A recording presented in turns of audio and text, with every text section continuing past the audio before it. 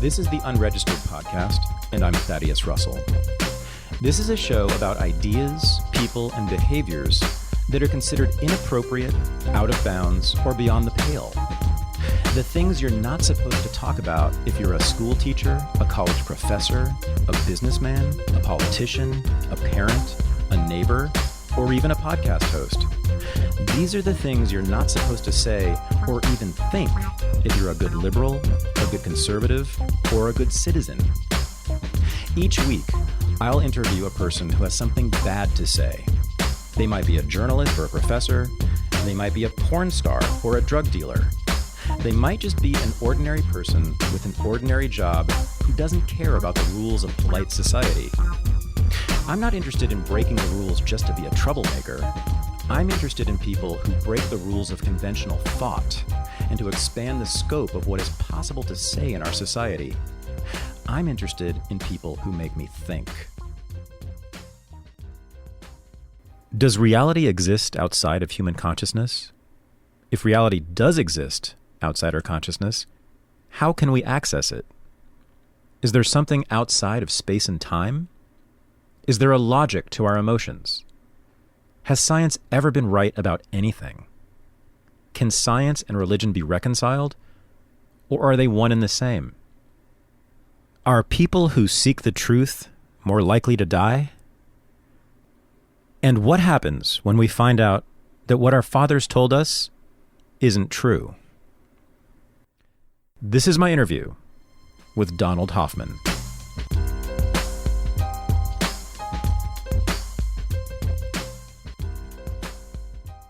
So I'm sitting on the campus of UC Irvine in the office of Professor Donald Hoffman, who is, I think, in agreement with me on a very important topic for me that's gotten me into a lot of trouble. But I drove all the way from the Bay Area this morning to find out whether we do agree.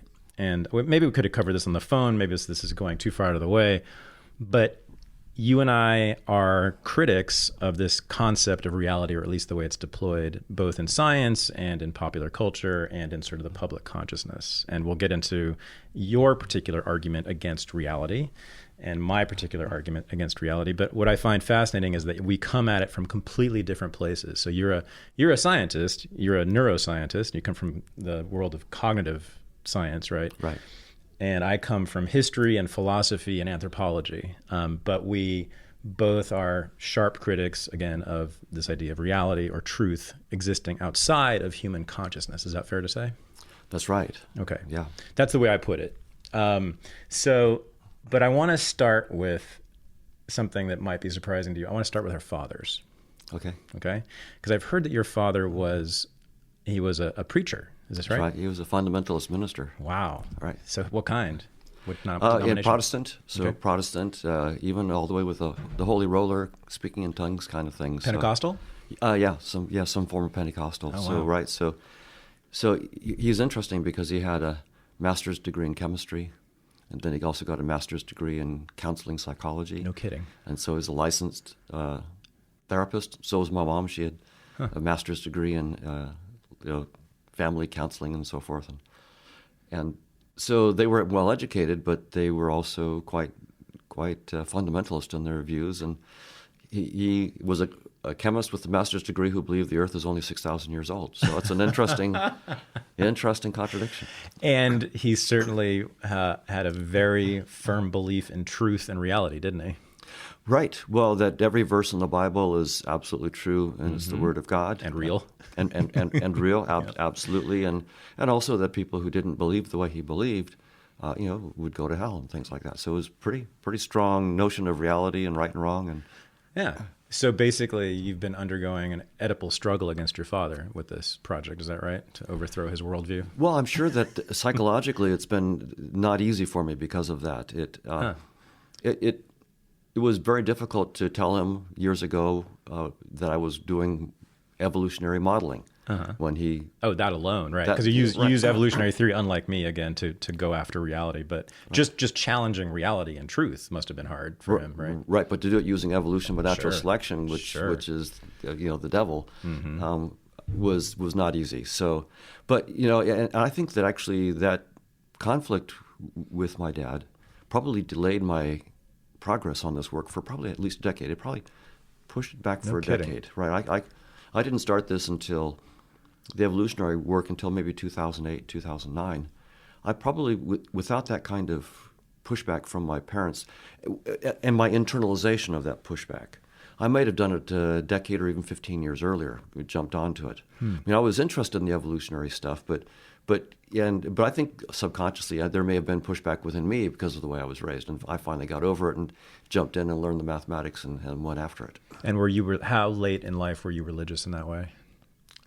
Well, I probably into my 30s. It took me, into my 30s before I could start to walk away from it. So I wasn't like the rebellious son who, as a teenager, just walked away. Mm-hmm. I mean, it was a slow process for me to sort of disentangle what was nonsense from what seemed to be more realistic or more a better view of life than I'd gotten. Yeah, that's so fascinating. But you took at least a step away from them right away when you went to college, didn't you? Right. You went to UCLA and majored in things you weren't supposed to major in, right? Yeah. Or studied things you weren't supposed to study in. Well, yeah, it was quantitative psychology at UCLA, and that was fine. I mean, because it was just psychology, and so they didn't mind that too much because eventually they themselves became psychotherapists. So psychology, that wasn't off the charts. But then when I went to MIT. Again, that wasn't a big problem for them. I was going to study artificial intelligence and what's now the Brain and Cognitive Science Department. That seemed, I think, they didn't like that I was going across the country. They live in Southern California. They were a bit surprised I was going to take off and go across the country. But by that time, I was in my early 20s. I was going to do whatever I was going to do. Right. So they weren't going to get in the way. So I think that, but it was when I started to think out of the religious box and start to question. And was that in grad school at MIT? Yeah, well, yeah, I started even before. I would start. Of course, I was thinking out of the box, but I didn't really begin to conclude for myself that many of the things I'd been taught were just flat out false. That takes a long time, and it's not just an intellectual endeavor; it's an emotional one, right? Because as a child, you're taught that to even question this stuff is an act of disbelief, and disbelief sends you straight to the fires of hell. Yeah. So when they cut you off at the legs early on, you're not allowed to even question this stuff. That's really tough. But that was part of what later on in life really made me go back and question the whole thing, right? If I'm not allowed to question this at all, there's something deeply wrong, right? I mean, and a God who would send you to hell because you have an intellectual curiosity, what kind of God is that? So you begin to... It's an anti-intellectual God. Right. Which they all are. so those kinds of things, but again, the emotional programming is very, very deep. The amygdala and is very, very powerful, and so it takes a long time to disengage from that. So whereas my younger brother, I mean, I sort of was the conformist. My younger brother sort of backed away even in his early 20s in a big... So it was, again, part of a personality thing, my personality versus my younger brother's and so forth. Yeah. It took me a longer time to back away. Yeah, but when I did, then I backed away big time. That's fascinating. And were they ever angry at you for this?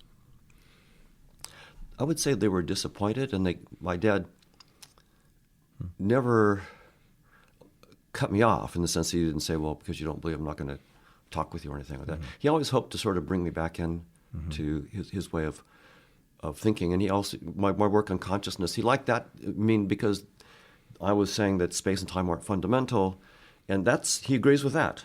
Okay. Right? I have heard religious people take that line as well. Oh, that's absolutely. Right. That's right. Yeah. Space and time aren't fundamental. There's a reality that's much deeper than space and time. So that part they like, but then my theory of consciousness wasn't just sort of lining up with what they thought were the biblical ideas about what should be behind space and time. So then he would try to bring it back into his way of thinking about it and so forth. So it's interesting, and it's good for me because that kind of background really gave me a first-hand understanding of the difference between science and spirituality, and the questions that they ask, and the style that they answer them, and the strengths and weaknesses of each approach. So I really got immersed in both worlds, and I think that's eventually we'd like to get a rapprochement between them in a way that's beneficial. So how would we do that?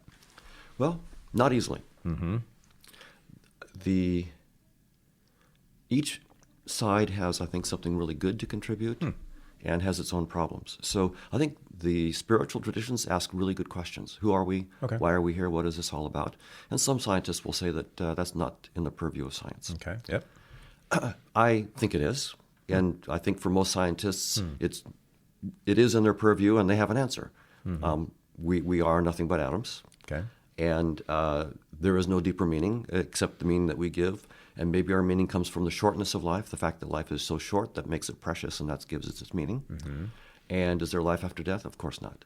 Your brain dies, and with it, everything that the brain creates, including your consciousness. So they have commitments on the big questions, but they may not sometimes want to say what they are. So religious people also often have a conception of the good life, what it is to lead a good life. And that's when I get very scared, especially when scientists start to tell us what the good life is. Do you agree that scientists should be involved in that business of telling us what the good life is? Well, I think that it's fine for scientists to study human nature, to study our emotions, to study the logic of human emotions, say from an evolutionary point of view, like evolutionary psychology. It turns out that there is a deep logic to human emotions, and that's the only deep theory that I know of, actually, of human emotions that makes clean predictions that are testable in a scientific setting. Oh, right. You're hearkening back to your undergraduate days, right? Now. Right, and also some work in the field of evolutionary psychology where we can actually understand why we have in-groups and out-groups, for example, why as a species that needs to cooperate to survive, why we've developed emotions for punishing those who refuse to cooperate, who try to cheat.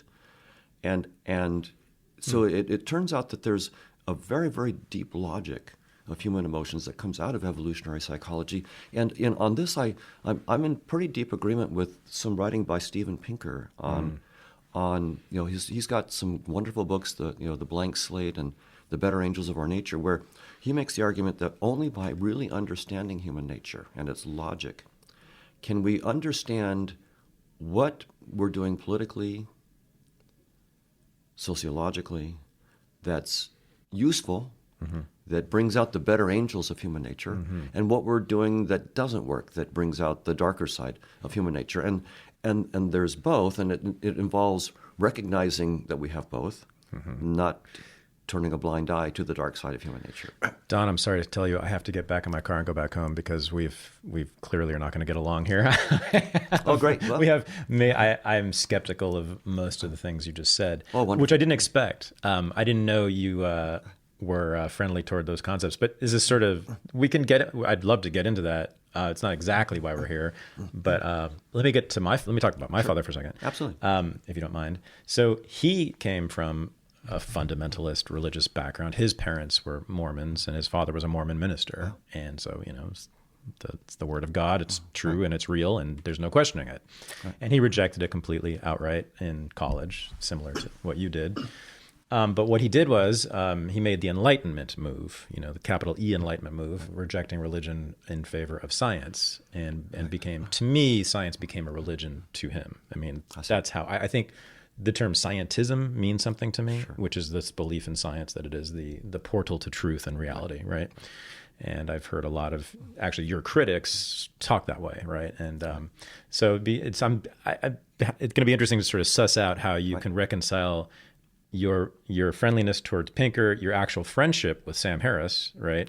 And Pinker. Yeah. And Pinker, right, I'm sure, yeah. And your work challenging a lot of, I think, what they say, right? You have major differences with them on this stuff. Okay. Right. So we're not clearly identical at all. It's good. Yeah, it is very good. So my father, when I started to challenge the idea of reality and an external truth outside of human consciousness, would yell. At me. Oh, wow. It was an existential threat, seemed to be. Wow. And that's the way he took it, And I've made arguments that are way more, in my view, far more controversial than this. But I have ever since found that similar kind of emotional response to this, especially from people from STEM, from science and technology, engineering, and what's the mathematics. So, which caught me by surprise at first. and you've had similar experiences, right? You've had anger directed at you. People get very right and more than annoyed. Right, and fear. When And I fear, say yeah. that we're not seeing reality as it is, that space and time aren't fundamental. There's a reality that's utterly unlike anything that we perceive. And people think that they can dismiss it out of hand, and I answer a couple of their dismissals, and all of a sudden they realize that it can't be trivially dismissed. Then sometimes I see just outright fear. Yeah. Yeah, it's scary. And I would think some anger, though. I mean, isn't it? It's an existential threat to someone who's devoted their lives to science in that framework, right? There's a way of thinking of science as a portal to truth, and then there's another way of looking at science as perpetual skepticism, right? A lot of scientists talk about science as perpetual skepticism. Right. So yeah. No, Is that right? I mean, I'm Right. not a scientist, but it seems that way to me. Well, yeah. So I think that, well, I'll speak about myself on Sure. science. I think that I've what might seem like contradictory beliefs about science in this regard. I love it. I think that it's a legitimate goal for a scientist to try to come up with a true theory, and I don't think that we've ever succeeded. Yeah, I've heard you say this. I love this. And so you've said that every theory is wrong, right? That's right. Every theory, That's even right. the famous ones. That's right, but not trivially wrong. It's not like Absolutely. like I'm saying, like some quack that, I've got a better idea than quantum mechanics. Mm-hmm. And no. Quantum mechanics, general relativity, special relativity, evolution by natural selection, these are incredibly beautiful theories. Beautiful is the word. They're very beautiful. Mm-hmm. They're explanatory power for a lot of data. Not all data, but a wide range of data is incredible. Now we're agreeing. Yes. So on that, and I think that just like Newton's theory reigned for 3 centuries or something like that, it's incredibly beautiful. It's very, very simple, very, very powerful. It explains almost everything, and yet it's deeply, deeply conceptually wrong at the core. You could say the same thing about the Bible. Right. That's right. And I was going to say compelling is another word I would use. Right. Yeah. It's compelling. Like the Bible. Right. A great narrative, great story. Great. But some deep flaws. Yeah. Sure. Yeah. A lot of good to learn from. By the way, I'm not rejecting anything too cord out of hand, and it's not that kind of dismissal. It's rather you have to pick and choose the ideas for yourself. What makes sense? What is worth keeping? What do you think is nonsense, and so forth. And the same is true in all of our sciences. But in the sciences, right, when you have a theory like quantum field theory or special and general relativity,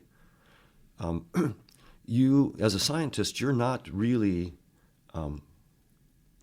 qualified to critique them until you know them. And I'm talking about as a scientist. For an outsider, an intellectual, well, I'm saying for a scientist to be taken seriously, you're not in a position to critique them unless you understand them and can start to point out the limitations. And the idea will be that whatever deeper theory we come up with is not going to, in general, dismiss all the stuff that was in the earlier scientific theories.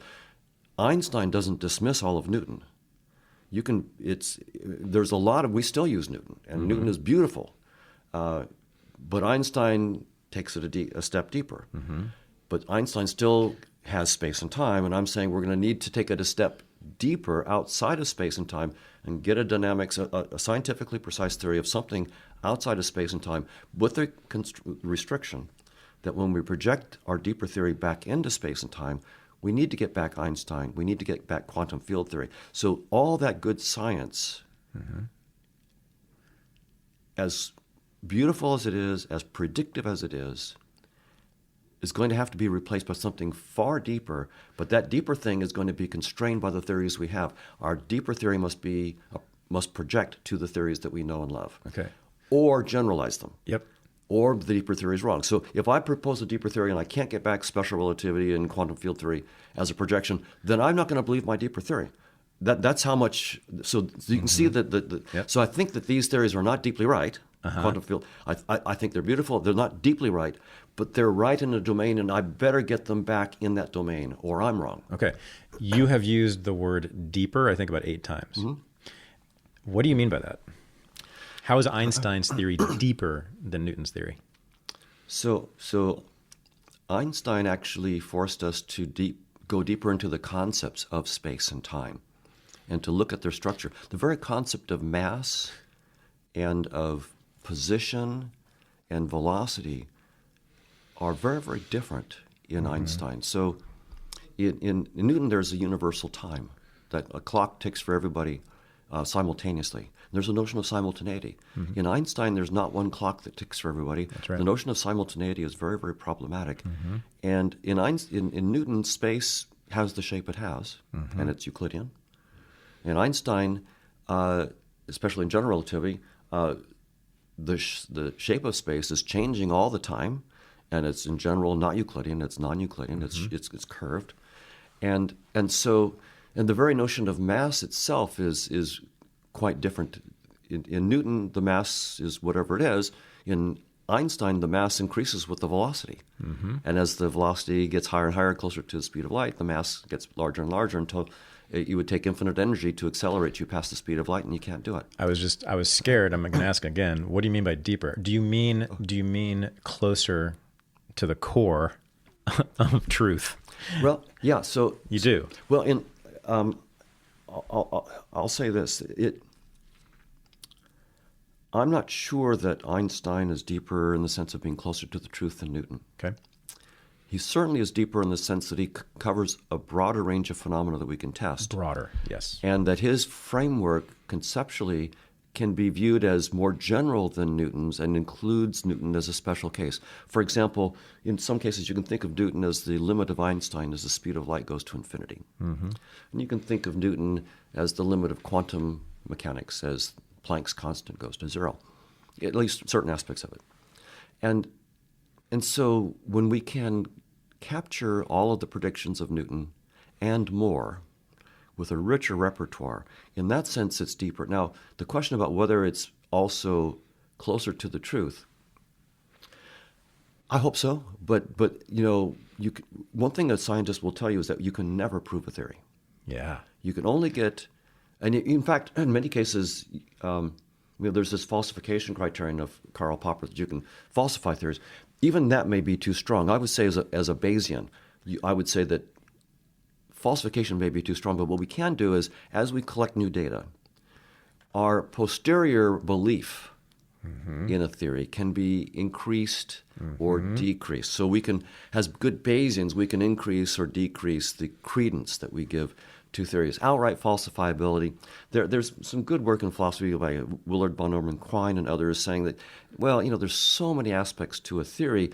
If the data that you get seem to be contradicting the theory, well, maybe it's contradicting the whole apparatus and all this side assumptions that are going. You don't know which of these little assumptions is the critical one. So it's hard to know what's been falsified, if anything's been falsified. So what you have to do as a scientist, and it's messy. It's not clean and so forth. We have to see when our theories diverge from data, what parts of the theories are we willing to walk away from, or do we need to modify and so forth. But I said earlier that I think it's a legitimate goal to try to get true scientific theories. And so I don't think there's a contradiction in the following sense.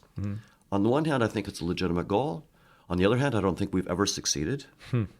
And so there's this interesting tension. And also, I don't think that we could ever prove our theories true. And I also, in many cases, don't think that we could absolutely prove a theory false. I think that I would say Newton is not right, but he's not totally wrong, right? That kind of thing. So when I go after a deeper theory, what I want is a theory outside now of space and time that doesn't even use the actual predicates, space, time, Hilbert spaces, unitary evolution, that uses none of those concepts that we have in our current physics of quantum mechanics and special and general relativity. It will be deeper in that it will have a different set of predicates and a mapping into the predicates of space and time and Hilbert spaces and unitary evolution that predicts all the stuff that the current theories can predict, but it also predicts more. That's what I mean by a deeper theory. Now, as a scientist, then, I'm hoping that it's getting closer to truth, and I think it's a legitimate hope for scientists to go after truth, but I'll also confess, can I ever know that I've gotten there? I don't think so. Yeah. So okay, It's so an interesting So first of place. all, I will stay now. I will not get back in my car and leave because that was great. This is when you start to bend my mind in places I've never gone. So that's good. great. But I also like a lot of what I think you're saying here. No theory can be proven. No scientific theory has ever been correct so far. And how much? I mean, we're talking about centuries now. You're talking about modern science, I take it, right? Right. Yet you carry on with it. Right. That's right. What's his name? There's a guy at Arizona State who said the same thing. He said, he's a scientist. He's been on the Rogan show. What's his name? Anyway, he said something like, I don't believe any theory can be proven. I don't really believe that science can ever prove anything. He's talking the way you do. So he faces an existential crisis every morning when he gets up, and why get out of bed and do more science? You know, it's just, why do you? I mean, isn't that sort of a religious faith in a sense that you're going to eventually, or one of you will eventually find something that's true? Yeah, it strikes me that way. I find it kind of charming. I don't mind it, but I just wonder what gets you out of bed if you have that belief. Right? Yeah, it is interesting because psychologically, for me, every day I don't have an existential crisis. I'm not. Every day I wake up chomping at the bit to jump into the math, jump into the. I mean, I'm just really eager. I'm just a kid having fun. It's just tremendous fun for me, and there is a sense of discovery as you go, and it's also an interesting thing to look back at all the beautiful theories that were believed. I mean, Newton was believed for centuries to be the final word. You know, around 1890s, Lord Kelvin was telling the bright young scientists in school, don't go into physics. It's all over. We've got it nailed. Yep. So that's how confident we've been in the past. And so on the one hand, I just don't want to make that silly mistake like, we've got it, we know it. I mean, that's just we now realize that's really that's just silly. It's a rookie mistake. On the other hand, I think it's wrong to just give up. I think that even though I can't prove I'm right, even if I'm really excited 10 years from now by a theory I've got, and I can't prove it right, somehow the exploration was worth it. Somehow being precise and knowing precisely what, I can get a precise idea of what I'm pretty sure isn't what's going on, right? Even though I can't absolutely falsify things, I can get degrees of belief on things that are pretty low. And so, and what I do find is there is this inveterate need on the part of humans to tell stories. Stories, exactly. And the question is, what kind of stories do I want to tell? Stories that can be stated precisely enough that we could actually get evidence that my story was probably wrong. Or stories where no matter what you say, I can always sort of dodge and weave and you can never really... And so it's a question of motivations. Do I really want to have a deep understanding about who I am, what's this all about? Or do I just want to be right? And I don't want to be right. I would rather face my ignorance and then try to state things in such precision that others can tell me where I'm probably wrong and get me to probably agree that I'm probably wrong. Then I've learned something. For me, I don't want to be right. I want to be interesting. Yes. How's that? Right, yeah. You like that? How about this for science? The theories are a set of narratives, stories that populate our consciousness, our culture, our discourse. It's the way we think. It makes the way we think richer, more complex, more interesting. It makes life more interesting, even if they are flat out dumb, wrong, whatever it is, like biblical stories, right? I mean, they still animate the way we think, and they still structure the way we think, even though most of us in this world don't believe in Noah's Ark, right? So, but yet it makes life, in a sense, even the really wrong ones, better. Does that make sense? I mean, just because there are those of us who live in the mind and are interested in ideas, intellectuals, we're curious about ideas, all ideas, aren't we? The true intellectuals. Right, absolutely. I think that's what I'm hearing from you, is a love of just ideas, period. Right. That's it. Absolutely. Right. The love of ideas. The thing that sort of is strange about scientists is that we want the stories. If you're going to tell a story, we want you to tell us what we could do to show the story wrong. Yeah, right. And that's the extra thing in science. Great story. What could I do to show you wrong? Right. And then I'm going to go try to do it. Yep. And that's what scientists do. Most scientists, we're human beings. We don't try to show that our own story is wrong. We try to show that the other person's story is wrong. But that's, as a social institution, science is doing the right thing. Mm-hmm. It pits bright people against each other with their stories, and each person's trying to disprove the other person's story. So, and that's perfectly fine. That's how you learn. Sure. And as long as it's not personal, not ad hominem, you disagree, you disprove, and then you go have a beer, that's perfully fine. Completely agree with you. Yeah. And this is why I don't need to burn down the science buildings, only the humanities and social science buildings. I really don't have much beef with the sciences. I think you guys are doing great over here. My beef is over on the other side of campus. The new Renegade University has new courses on the history of race in America, the politics of sex work with Maggie McNeil, an introduction to Nietzsche with Daniel Coffeen, and my new What is Postmodernism course. We also have a large catalog of courses featuring my Renegade History of the United States series, Scott Horton's courses on American foreign policy, and my histories of the United States in the 19th century and of World War II. We're also about to release 2 brand new courses, The History of Martial Arts with Daniele Bolelli, and an instructional design for dying with Tom Nickel.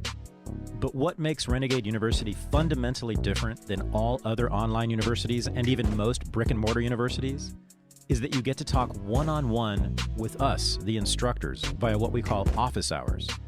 Students and members of RU also can talk to each other on our very own social media platform, which is completely free of censors from Facebook or Twitter or the government. At Renegade University, you can say exactly what you want to say. So join us. Become a member. Go to renegadeuniversity.com. And right now, for a limited time, we are offering 30 to 40% off everything at the brand new RU as part of our grand launch sale. So join the revolution and go to renegadeuniversity.com. So, all right, let's get to it. Let's do this thing. So you have a book, you have a TED Talk, you have many podcast appearances. You were on the Sam Harris podcast talking about your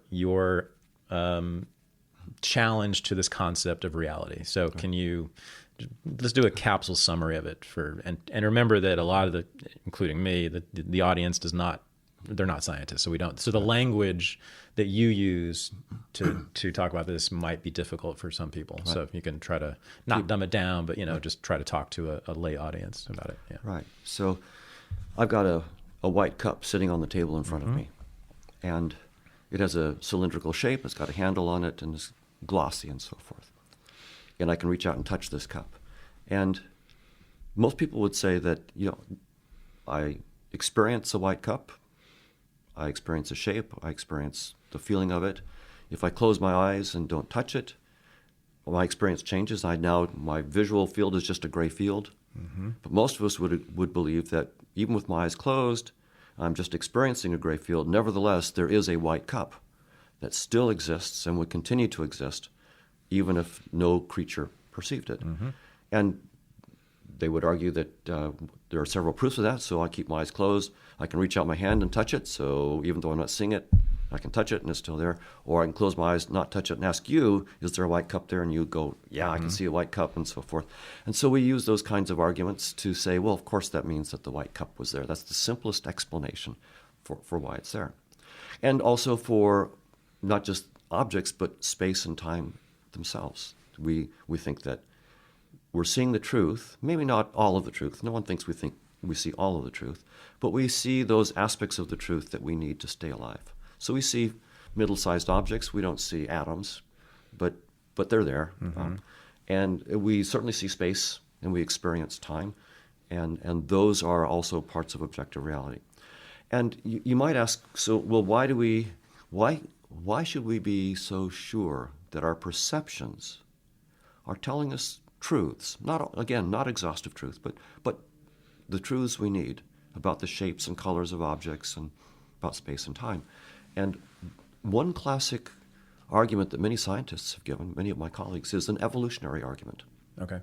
And the argument is that those of our ancestors whose perceptions, whose sensory systems reported the world more accurately had a competitive advantage compared to those whose sensory systems reported less accurately in the day-to-day life activities that we need to survive: feeding, fighting, fleeing, and mating. Mm-hmm.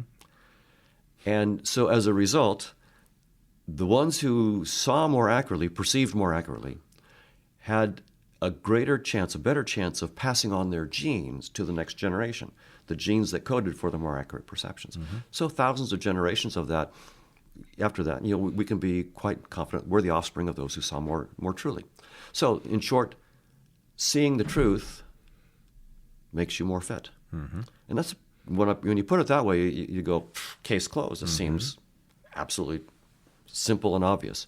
And that's why we see the truth. Again, the evolutionary argument doesn't mean that we see all of the truth. We just see the truths that we need to survive in our niche. So it seems to give us everything that we want and nothing that we don't want. And so that's what most of my colleagues would say. But I decided around 2008 to study what's known as evolutionary game theory. And so it turns out that evolution by natural selection it's a biological theory. You can talk about organisms, various species, and paleontology, but you can also do mathematics. Darwin didn't do the mathematics. Yeah, he didn't have much mathematical talent. I didn't know this until I encountered you. Yes. But a guy named John Maynard Smith in the 1970s knew game theory and used game theory to reformulate evolution by natural selection in a very, very powerful way. Okay. So there's something called the replicator equation that he wrote down, and there's various versions of it. You can do discrete. I mean, once you have the basic idea, then the mathematics lets you to do variations on it: discrete, continuous time, and so forth.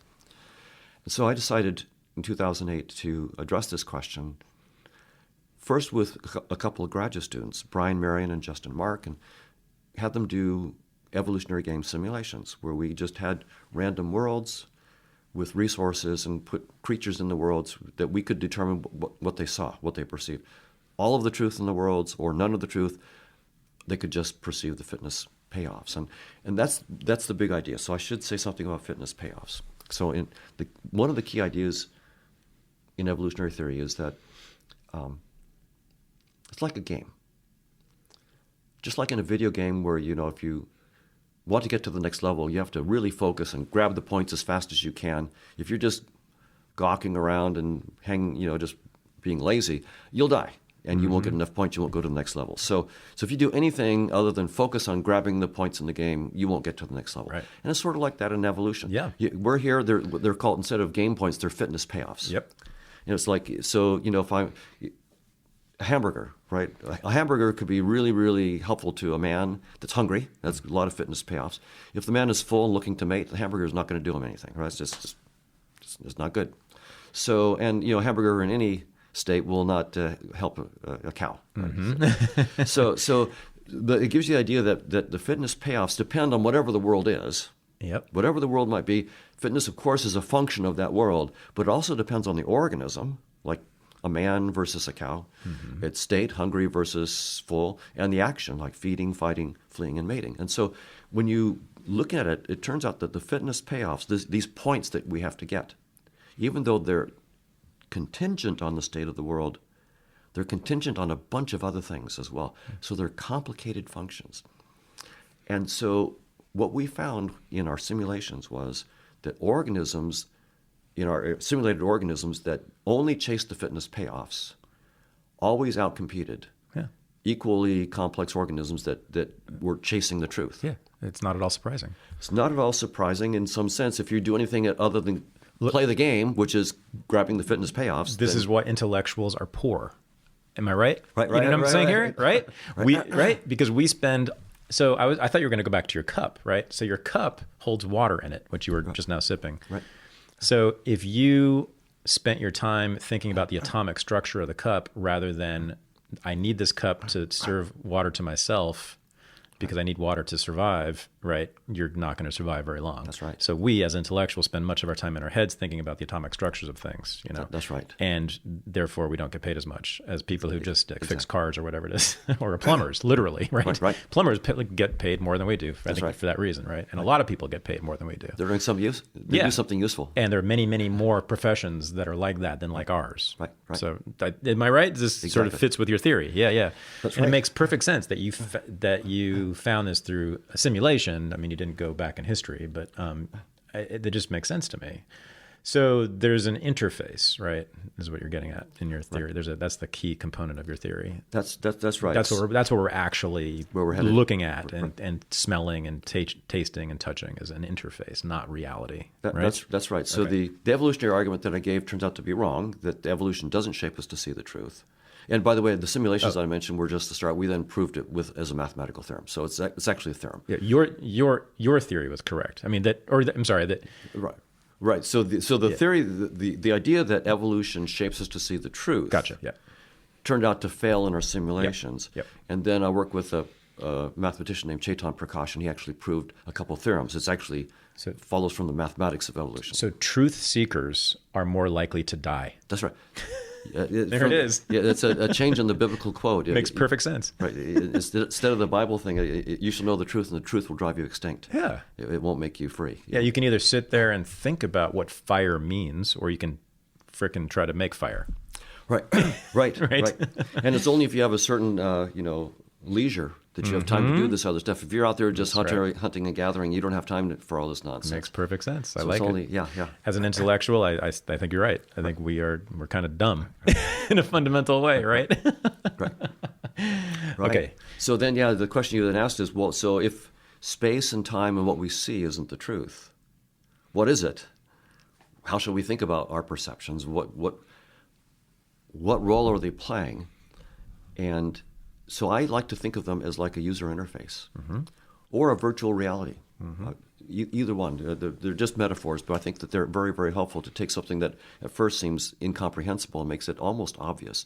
So, if you are playing in virtual reality, and they're very immersive now and very compelling. Amazing. Yeah. You can be immersed in these amazing worlds, and it's not a big stretch when you take the headset off to then ask the question, well, what about this? Could this just be a headset? Everyday life, is this just a headset? And I think so. The kind of question I've been asking, I think, will be just obvious to any teenager in 20 years that's spending a lot of time in virtual reality. It'll just be a no-brainer. Well, yeah, I mean, the virtual reality worlds are just as compelling as everyday life. Maybe everyday life is just another headset. Yeah. And that's what I'm saying it is. It's just another headset that we have that evolution gave us. And why would it give us a headset? For a number of reasons. Basically, when you say headset, I think I know what you mean, but just spell it out. Yeah, so in virtual reality, you put on these goggles that cover your eyes, right. And they then have screens on them that spray photons to your eyes, and as a result, you get stereo vision of a three-dimensional world with motions and objects and shapes that could be utterly unlike anything that you see in everyday life. So it immerses you in compelling worlds. Right. And one reason we can do that actually is that we actually have, in the last few decades, been able to figure out with mathematical precision how our visual systems and our sensory systems work, how they actually create the objects and colors and shapes that we see. So the headset you're talking about, I mean, our actual heads, right? It's an apparatus of sensory perceptions, right? As opposed to goggles for virtual reality. That's what you're talking about. It's a different kind of headset, but it's this biological thing on top of our necks. Exactly right. Okay. So that's right. So I'm saying that our sensory systems function like a headset. Gotcha. Just like the VR goggles function like a headset with VR. So our senses aren't windows on the world. They're a VR goggle that is essentially hiding objective reality, whatever that might be. Yes, I love this when you make this move. Yeah. Okay, so how are the interfaces hiding reality? Right. So they're hiding them in the same way that the desktop on your computer hides all the circuits and software and voltages and magnetic fields. Right. If you're writing an email, you don't have to toggle voltages. You don't have to know anything about the CPU and all the memory.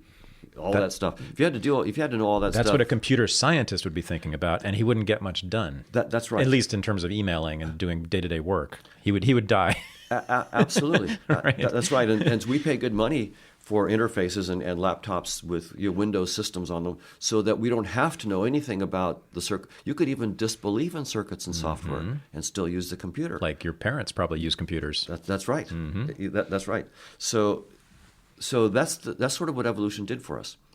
The point is to keep you alive long enough to reproduce. Now, I'm just telling you what the evolutionary story is. So I'm taking evolution on its own terms. Yeah.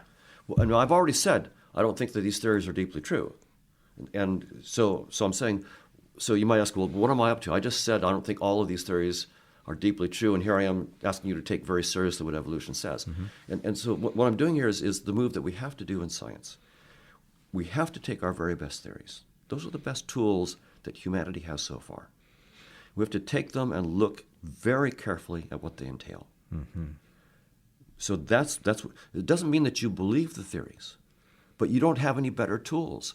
So you have to use the tools that you've got and take them very, very seriously. So what I've been doing is I'm looking at evolution by natural selection and asking the clean question, does this theory make any predictions about our sensory systems and their relationship to truth?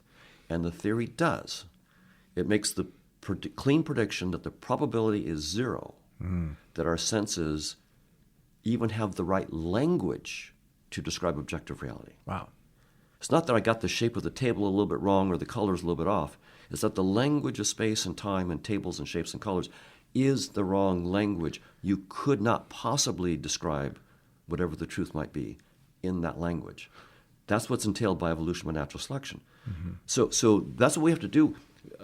It doesn't require you to believe the scientific theories. All it requires you to believe is that we don't have any better tools right now, so we better use the best tools we've got and see what they're telling us. Now, we can have two reactions to it. One is to say, so much the worse for that tool. I don't believe in evolution by natural selection. But that's not an easy move to make, because what are you going to replace it with? It does cover an unbelievable range of biological data, and it's the only theory that does. So even when I said I don't think it's deeply true, it's also not deeply false. It really covers a wide range. There's something right about it, just like there's something deeply right about Newton. But Newton's notion of space is wrong, his notion of time is wrong, his notion of mass is wrong, and yet there's something that's, I would want to say, is an insight in Newton, even though those concepts needed to be completely revised. And that's the way, so that's what science has to do. It's not easy. You have to take our best theories, take them very seriously, and we have to pull ourselves up by the bootstraps, right? So what do our theories, our good theories, tell us where they stop, where the limits of their explanation are. And that's what we have to do as scientists. And that's what I look at. When I see a theory that can tell me where its limits are, that is a theory that I just admire. It brings out an emotion in me. It's so different from a theory, like a causal theory where it dodges and weaves and it can, it always is trying to justify anything. That's of no interest to me. A theory that can explain a lot, but then it says, you know what? I can't explain this. That's when I get really impressed. It's almost a religious experience for me to say, this is the kind of honesty that I want in my stories. This is a really honest story. It says I can do this very, very well. And evolution can do so many things very, very well. And now it's also saying, with our senses, I predict you don't see the truth. Right. And that means that when we go back and look at evolutionary theory, things that we look at and assume in biology, like DNA in space and time, species in space and time, the theory itself is saying we're going to have to relook at those very, very concepts. Just like Einstein is saying we have to relook at the concepts of space and time and mass. They're different from Newton. There is an interesting relationship, but they are different. We're going to have to go deeper on it. And so that's what the theory of evolution is telling us. We're going to have to go deeper. And in particular, it's saying to me, you have to go outside of space and time completely. And that means you have to let go of everything inside space and time. This is just your desktop. It's just a user interface. The theory is saying you evolved these senses to keep you alive full stop. Not to tell you anything about the truth. Right. Okay. And so, now there's another issue here, and that is, did evolution give us the concepts Exactly. that we need as scientists to Right. even grasp a deeper theory? Right. I was going to say, so this interface idea, is this, would you call language an interface as well? Yes. Okay. In a sense. I thought so. I thought that's how we converge, maybe, right? Because That's right. language is the mediator, right? It's between us and what might be reality, right? Right. And English and body language and just concepts and just feelings and all that. Is there a one-to-one connection between that and some reality outside of us? And I'm skeptical of that. Me too. Or I'm agnostic. I think you are too, right? In fact, I think I've heard you say this. I don't know if there's a reality outside of human consciousness. Right. It's just never been proven to me. Just like the existence of God has never been proven to me.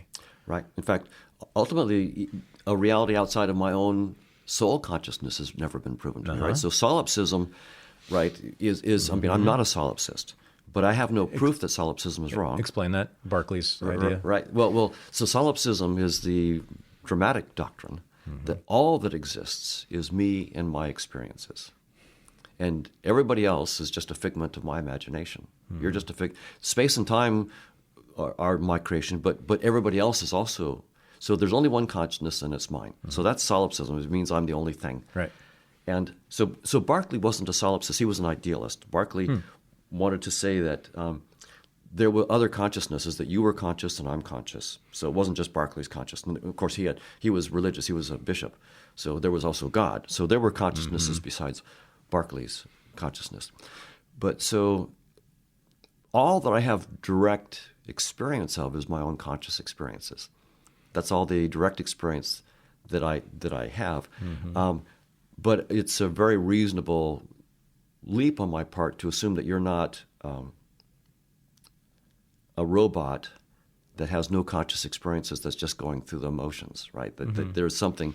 It's a reasonable article of faith, I would say. That's right. It's an article of faith. Yeah, okay. Right. That I exist here Absolutely. and I have my own consciousness. That's right. Okay. That's right. We're still good. Okay. Good. Yeah, we're very, very good. Yeah, no, Okay. That's right. So, you mean one could say that I believe it so strongly that I think I'd be a fool not to, but that's different than saying I have absolute proof, and I don't have absolute proof. I think it's, a quite plausible assumption, and I would be stunned to have data that told me that no, everybody else around me is completely unconscious and just going through the motions. That would be stunning. So I don't expect it. But again, as a scientist, it's really important to say what I want to say is absolutely true, and what I say with high probability, which is different than saying it's absolutely true. So dealing with probabilities is the safer realm as opposed to true or not true. Okay. So have we covered your theory of consciousness? Not at all, no. Okay, let's do that now. Right. So there is the question of, if I say that evolution entails space-time isn't fundamental. Physical objects inside space-time aren't fundamental. Yeah, when you do the space-time thing, even I have trouble. Like this is, I'm sure I'm going to love it, but help me out here. Like, what do you mean? What could be outside of space-time? Right. It's hard for us to even imagine because we think we ourselves feel like we're inside space-time. And I want to turn that around and actually say, no, you are not in space-time. You're the author of space-time. Ooh. You create space and time. Nice. They're part of your interface. It's the headset that you've got on. Nice. It's a space-time headset. Yep. But the issue is, from an evolutionary point of view, we have such tight identification with the language of our headset that we can't think outside that box. Yep. But there are ways to think out of that box. And I should say that a lot of people will be going, okay, look, here's a cognitive scientist. And he's saying that space and time aren't fundamental. He's out of his league. There are many physicists who would be very, very happy to put him in his place. Space-time is just fundamental. Thank you, Mr. Cognitive Scientist. We don't need to hear from you. Go back to your office. Go back to your office. And what's interesting, and if people want to hear what some scientists are saying, I would Google "space-time is doomed." Yeah. That phrase, "space-time is doomed." Okay. If you Google that, the first thing that will come up are some videos by a physicist named Nima Arkani Hamed at the Institute for Advanced Study at Princeton. And he makes the argument, quite compelling, and he's got wonderful lectures for non-technical audiences that are accessible, as well, of course, as lectures where you have to be a graduate student in physics to even understand what he's saying. And he makes the argument that the theory of quantum field theory and also general relativity and special relativity themselves are telling us that space-time is doomed. A couple arguments. If you want to actually measure something in space to finer and finer precision, quantum theory says you need to have higher and higher energy to look at smaller and smaller regions of space. That's why the Large Hadron Collider, which is trying to go down to 10 to the minus 17th centimeters to study quarks and gluons, is one of the most powerful things we've built on the planet. It's huge, tremendous energies, and that's just because of Heisenberg's uncertainty relationship. Greater energy needed to look at smaller areas. But here's the problem. When you tie that in with gravity, the smaller you're looking, the more energy you're trying to put into a smaller and smaller space, and at some point you create a black hole. Oh, really? General relativity tells you, you create a black hole. At 10 to the minus 33 centimeters, and this was not predicted. Oh, this is predicted by the theories. Oh, okay. Oh, no, we haven't done it. We've only gotten down to 10 to the minus 17th centimeters. Oh, I see. Okay, yeah. Or maybe a little bit beyond, but that's about as far as... So this is the prediction. It hasn't actually happened yet. Yeah, this is where the theories are saying if you could go from 10 to the minus 17th down to the 10 to the minus 33, you would no longer be able to see anything. Space itself would disappear. Oh, okay. You would create a black hole. Oh, my. So this is a prediction where the theory is saying the very concept of space no longer makes sense. Nothing can be measured in it. Right. And if you say, well, I'll just crank up the energy to try to... What happens is the black hole gets bigger and bigger. So the harder you look, the worse and worse it gets. You actually are losing resolution in space. Oh, my God. So now, what physicists will tell you, look, when we have a concept like space and time that we find our theories are telling us, in principle, cannot be measured, then it's not a fundamental concept. Yeah. So bye-bye space-time. Yeah. And there's another one. That's Wow. Another one is quantum field theory again says, if you want to measure something like a position of an atom to great precision, well, the apparatus that's making the measurements is also a quantum system. And so it has its own fluctuations. It's going to have noise. So if you want to get a precise measurement in this room of some particle, you're going to have more and more degrees of freedom in your measuring apparatus. Well, if you want absolute precision, you have to have infinite number of degrees of freedom. That means infinite mass, and you once again create a black hole. So quantum mechanics says there are no local observables anywhere in space-time. None. Yeah. So both cases, what the theories are telling us, and this is what's good about the theories.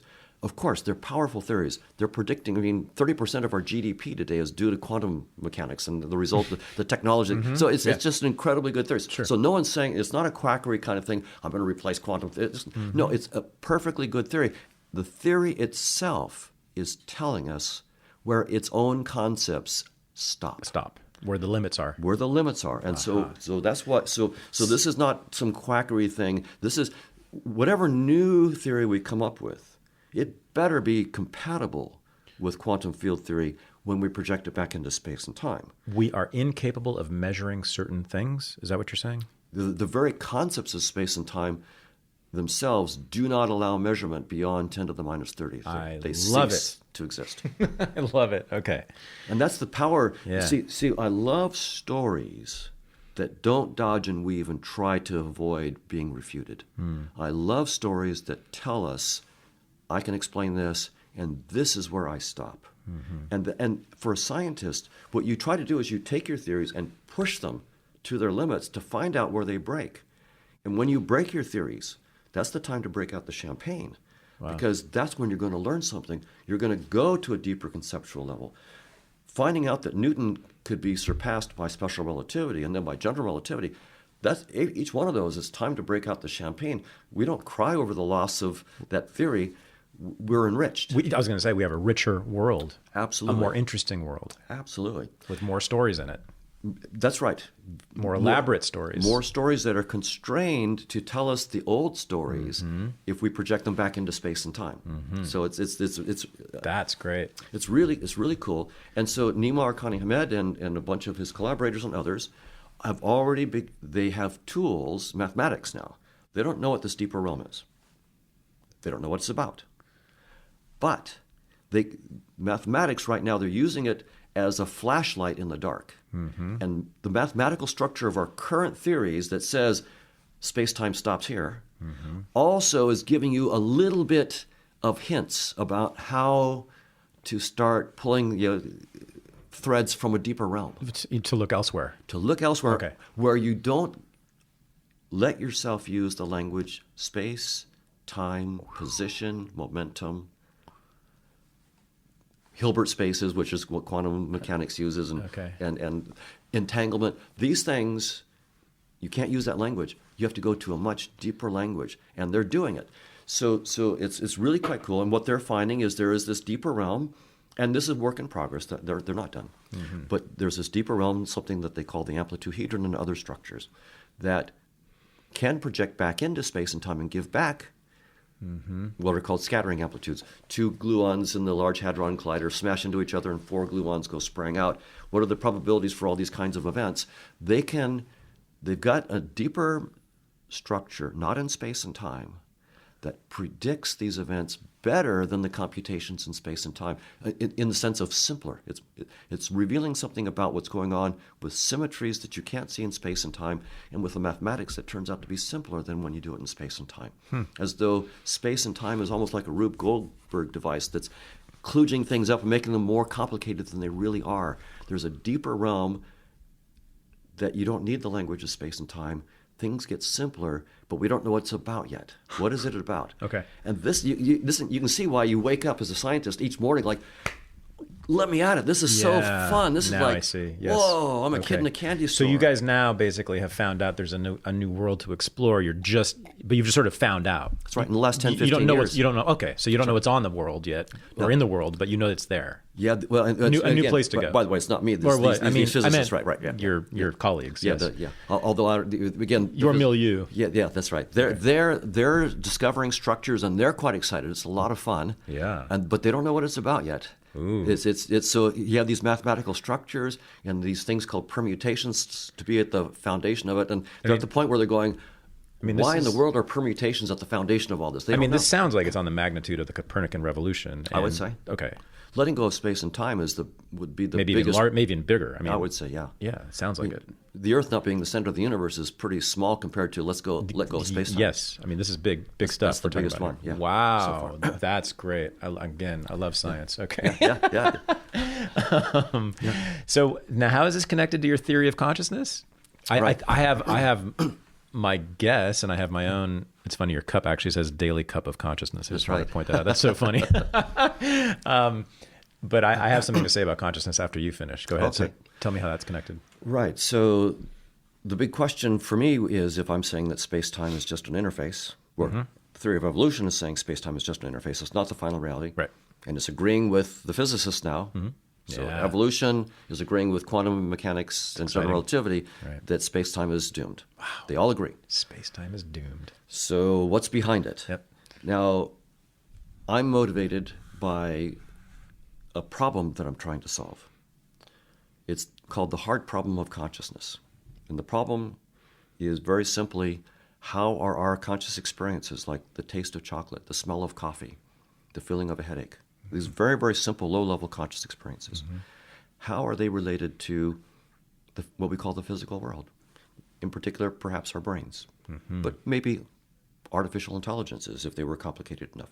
What is the relationship between those simple conscious experiences and the physical world?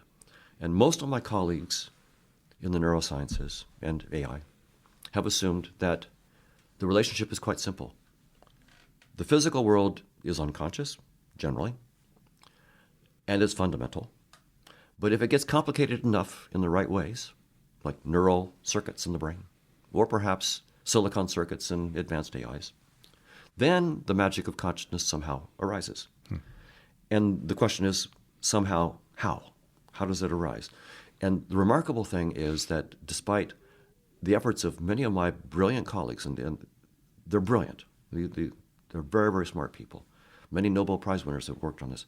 We don't have, as of today, 2020, February 2020, we do not have a single theory anywhere that can start with neural activity or some functional property of an AI system or system of particles and predict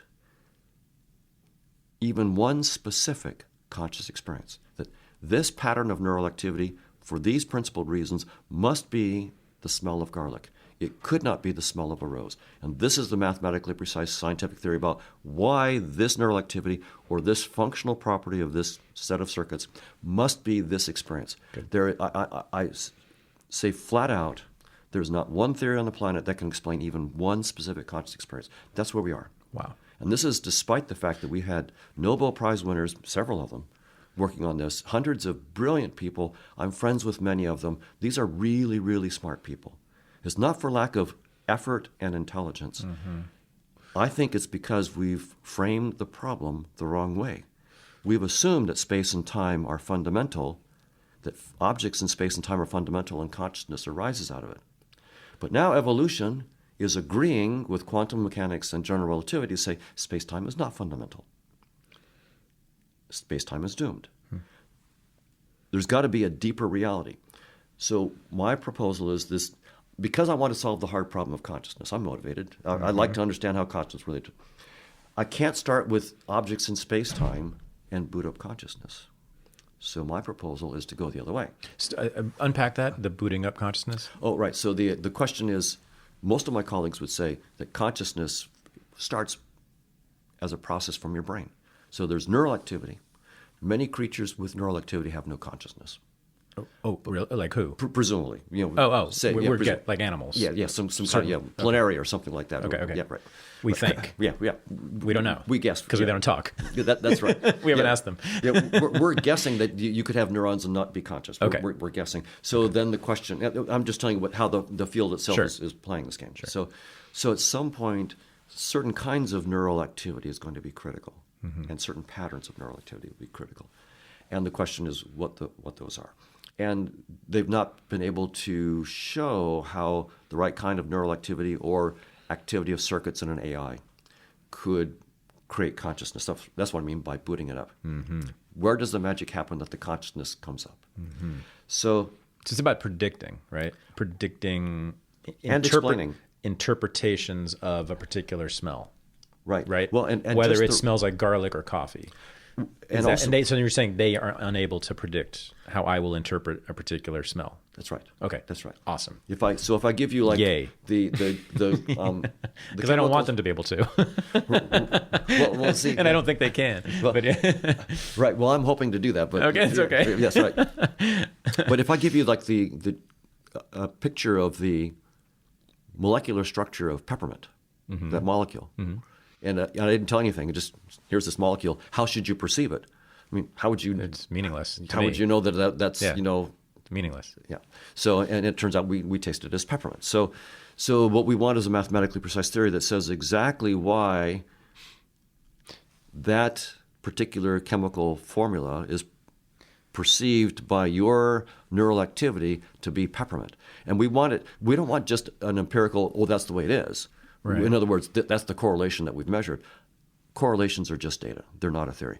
I want a theory that explains why it's necessarily the case that that neural activity must be the taste of peppermint. Yep. Or if you're not going to do that, then you're going to have to explain what kind of theory that you're going to So this is your next project? You want to do this. You want to be able to predict. So my project is to go the other way. So I'm going to start. So I don't think you can do what the project I just gave you. I don't think you can do it. Great. My colleagues can't do it. I don't think it's because they're not smart enough. I think it's just we've started solving the problem in the wrong way. If you start solving a problem in the wrong way, it doesn't matter how smart you are, you can't solve it. That's right. So I'm proposing, instead of starting with physical systems Great. and creating consciousness somehow, Yep. I'm going to start with a mathematical model of consciousness as fundamental. So the universe is fundamentally a social network of conscious agents. Oh my God. Okay. So this is out there, right? Yeah. Okay. But the reason why it's science is I've got a mathematically precise definition of what I mean by a conscious agent. Okay. And That's fair. The constraint on me is I have to show how this, whatever dynamics of conscious agents I propose, can project back into what we call space and time. And when I do that, I have to get back evolution by natural selection, quantum field theory, and relativity theory, or I'm wrong.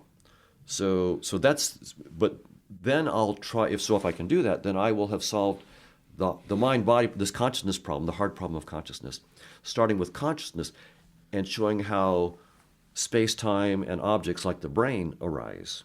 Instead of starting with space-time and objects like the brain and showing how consciousness arises. Oh my God. Go the other way. Wow. But Okay. again, the name of the game is not just to wave your hand and say consciousness did it. That's not science. You have to say exactly what you mean by consciousness, and I've published a paper, and it's available. Anybody. By the way, that's what I do, and that's what people in my world do. We just say consciousness did it. So it's for us everything. I mean, meaning like postmodernist, relativist types like me, anthropologist types, whatever. Even a lot of historians. It's just we just say that everything is consciousness, right? It's just there's nothing outside of consciousness, as I said earlier, right? Right. But so what are you doing? You want to have a mathematical. What did you say? What was the word you used? Mathematical model of consciousness. Model of consciousness. That's right. What? Explain. Right. So just like, think about physicists, say 300 years ago, and think about space, the space all around you, right? And someone says, this is before modern science, say, 500 years ago. Mm-hmm. And someone says, you know what? All this space around you, you can't even touch it. Can you touch space? You can't even touch space. Mm-hmm. You can't really see it. Mm-hmm. You can't even feel it. Mm-hmm. I'm going to give you a mathematical model of space. Uh-huh. You probably would have gone, how in the world are you going to do that? And the guy named Descartes comes along and comes up with these Cartesian coordinates. Okay. And you put mathematics on it, mm-hmm. and you assume at first it's Euclidean, everything is straight and so forth. And then that works for about 300 years, and then Einstein comes along and says, I'm going to continue to use those coordinates, but they bend. Right. The space bends, and actually, and all of a sudden, you took something that you thought, of course, science could never do that. Mathematize space itself. They did mathematize it. Mm-hmm. And then they found that it's bending. And then the equations, actually, Einstein's equations say it bends so much you can create black holes. Right. And Einstein didn't actually know his equations predicted that. Right.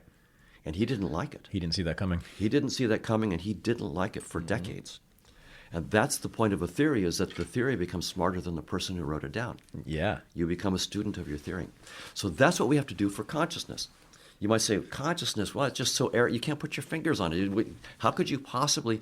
And that's what. But you're going to be you're the arrogant one. You've got to start. Well, I'll put it this way. I'm brave, maybe, but I don't want to be arrogant. I'll say right up front that I'm probably wrong. Right. So it's not. I love it. It's right. I'm not saying that I'm right. You're the opposite of arrogant. That's right. I'm almost surely wrong, but you've got to give it the good old college try. Okay. And the point is to be absolutely precise. So I've published with some colleagues, Chetan Prakash and others, Chris Fields, Manish Singh, and others, a mathematically precise model of consciousness. And the point of the precision is first to start to make predictions and also to give other scientists something to shoot at to see where they think we might be wrong. And so over the next few years, I'm working with this team. We plan to work out the implications of this mathematics. And one of my goals, of course, is to continue to refine the mathematics. As I get new evidence about consciousness that I'm missing in the mathematics, then I will revise the mathematical model. But the other aspect is, I would like to predict something inside of space and time. So start with a theory of consciousness. Okay. Say precisely how space and time arise merely as experiences within certain conscious agents. Yes. That's right. But to say that precisely. We jive on this too. Yeah, right. Okay. Yep. So it's an interpretive act. It's an interpretive act. Absolutely. Oh, good. Absolutely. This is how I would put it. and That's my perfectly people fine. would put it. Okay. Yeah, That's right. Okay, great. I'm on board. And so I think we agreed at high level, and my goal is those to be mathematically completely precise. And my hope is this: the work that Nima Arkhani Hamed and others are doing with this amplituhedron, which is the structure outside of space and time. So they have done the hard work of saying space-time is doomed, and there are these pointers to this deeper structure, and they've started to write it down. That's really hard work that they've done. They don't know what it's about. I'm seeing that the structures that my team is working on lead to the kinds of permutations and geometry that they're seeing with the permutations and amplituhedron geometry. So what I would like to do is to make that connection rigorous, plug the dynamics of my conscious agents into their amplituhedron stuff, and then I would have the link all the way from a social network of conscious agents, like the Twitterverse, Yep. all the way to how the Twitterverse, certain agents, certain members of the Twitterverse use a particular kind of visualization tool, namely space and time. Right. So if you're in the Twitterverse, there are tens of millions of Twitter users, billions of tweets. It's overwhelming. You couldn't see it all. If you want to get a grasp of what's happening in New York versus Los Angeles and so forth, you're going to need to have some kind of visualization tool that turns things into pretty little colored objects that do certain kinds of motions so you can see for yourself what's going on. That's what we do with big social data. We get these visualization tools that ignore most of the data and summarize the aspects that we need. That's what space, time, and matter are. They're a visualization tool that we as conscious agents, some conscious agents use, that ignore most of the Twitterverse, most of this network of conscious agents, and summarize the parts that we need for our own purposes to interact with. And that's why space, time. So I'll put it pretty boldly. Science so far, all scientific theories have only been theories of our interface. We've never, until the last few years, tried to take a step outside of space and time, and therefore outside of our interface. This work on the amplituhedron and so forth is the first step, and then the work I'm doing on conscious agents is the first baby steps that we're taking to go outside of our space-time headset, the virtual reality that we've all grown up with, and just assumed it was the truth. Science is, for the first time, pulling the headset off and trying to look. We're blinking it, so it's overwhelming. We can't really see yet, but we're starting to get a focus on a realm beyond space-time, and that's pretty exciting. So is this right? Space and time are products of consciousness? That's right. Okay, great. And you're trying to predict with mathematical precision, right, how, in particular ways, consciousness produces space and time. That's right. Okay, I got it. That's right. In particular, I have to do something. Good luck, buddy. That's right. That's why they pay us the little bucks. Yeah, exactly. That's why we're going to die out. That's okay. I mean, God bless you. I'm not opposed to it. I'm fascinated to see what you come up with. I am an agnostic on these questions. I just don't need an answer, I guess. But I would love to see what you come up with. I just, I think that a lot of things are just simply inexplicable. I mean, and I don't feel the need to, explain them, right? Rather than what people usually do is they just sort of fall back on, quote, human nature. Oh, well, that's just human nature, or that's just what people do, or that's what men do or women do, or whatever, whatever category, social category. And there's millions of theories for everything on these things, right? Why certain groups and certain people do certain things and think certain ways, and why we came up with space and time, and et cetera. But I've never, it's sort of like God again. Like I've never seen anything close to proving anything. So I just say, I don't really need to prove it. I don't really care. I just love the stories. I just love watching the pageantry, of what consciousness has produced over millennia, right? Yes. What we have from it, from the Bible to, Newtonian physics to everything else, right? It's like, I just enjoy it. Yes. And I don't need, but I'm happy. But what you're going to do is sort of add yet another discourse, another narrative to this, right? Well, and I sort of agree pretty Cool. deeply with the point of view that you're saying there. It's, Oh. and the fact that someone like me wakes up every morning and wants to go out there and do it, it's sort of like someone sees a mountain, they just have to climb it, right? You just have to go climb it. Someone else looks at the mountain and goes, well, tell me what you see. I'll be very interested to hear what you see. And it's all good. I mean, but what you say, I think, is from my point of view, very deep in another way, and that is, there's a question that I'll have to answer. I'm saying consciousness is fundamental and has a dynamics. So that raises the obvious question: what is it up to, and why? Right? If there's a dynamics, it's doing something. Why does it have to do something? Fair enough. And what is it doing? Okay. It is dynamic. Yep. Okay. If At least in my conception of it, the way I talk about it. Okay. That's right. So That's right. that begs the question. It's an actor. It's an actor. Yeah. So there's a big question And a of creator. what is it up to and why? Yeah. I mean, you could dismiss that as, I'm not going to tell you, but as soon as you say that there's something it's up to, it's doing something, it really, as a human being, you get curious. You go, so what is it up to? No, that's fair. And of course, the answer is I don't know. And it's hard to find an idea that's deep enough to take seriously on this, right? Try to come up with an idea. You say, what is, so assume the universe is just consciousness, a big network of conscious agents, they're interacting. What are they up to? What idea could be deep enough that you might say, you might be wrong, but at least it's deep enough that it might be what it's all about? That's really hard to come up with, right? So here's the only idea that I've ever seen so far that is deep enough. And again, I'm not saying it's right, but at least it's a contender. There's a guy named Kurt Gödel, a logician, arguably the most brilliant mathematical logician of the 20th century, a friend of Einstein. He proved what's known as Gödel's incompleteness theorem. And it's technical, but the bottom line is, what he showed is, effectively, mathematical structure is endlessly rich. And no matter how much structure you study, there will be always new structure that is yet to be explored, and it will never end. There is no end in principle, no end in principle, not just because we get tired. It's in principle impossible. And how does that fit here? Well, if consciousness is the only thing that exists, that's why I'm saying consciousness is fundamental, then my next step is to say, then mathematics has always and only been about consciousness. Right. That's all it's about. That's right. That's all that there is. That's right. And that means, now there's one other thread I need to say, an important thread.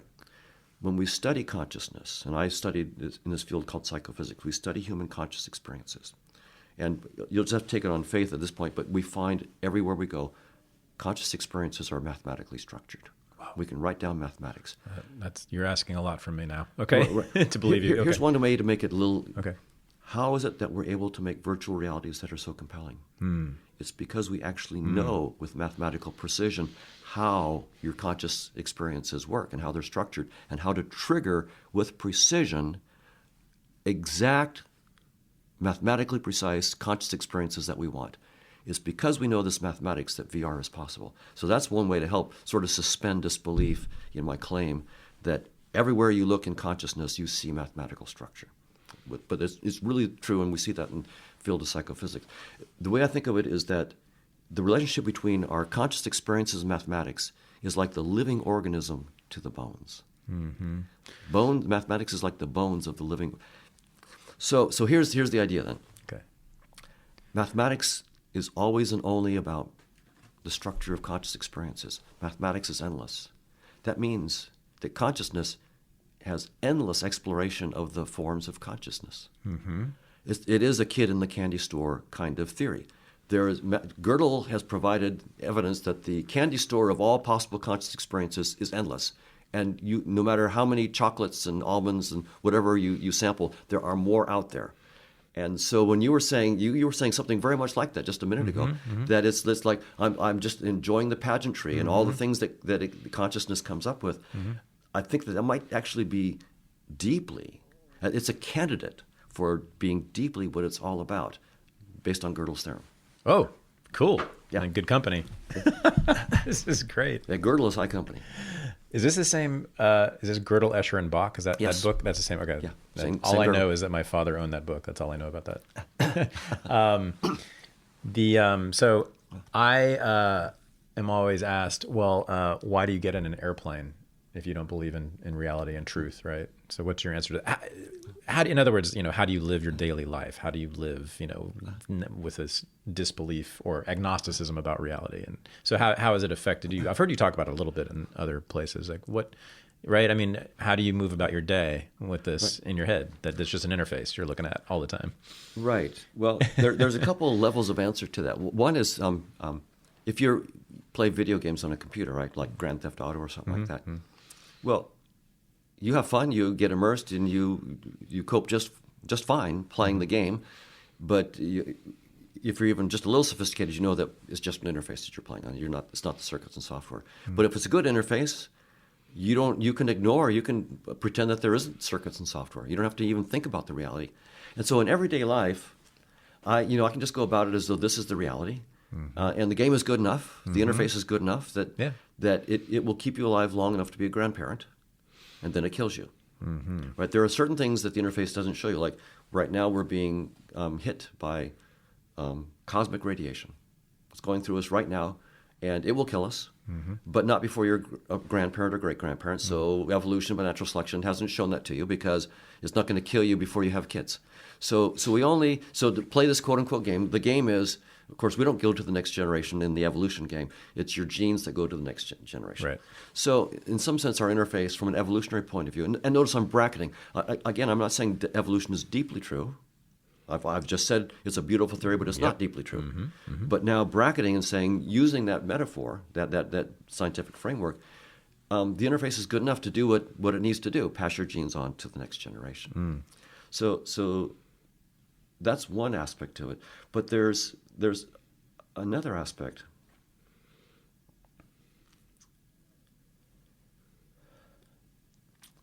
In everyday life, until recently, the work I'm doing has been just theoretical work. This is an interface, but deep down emotionally, I really believe this is the reality, right? It has a real grip on what we call our limbic system, our emotions. Until you were in your 30s, you believed in a very solid truth and reality. Absolutely, because it was programmed in me from the get-go. Yeah, from Genesis. Grammar school, yeah. From Genesis. Right. So it's hard to get over that programming.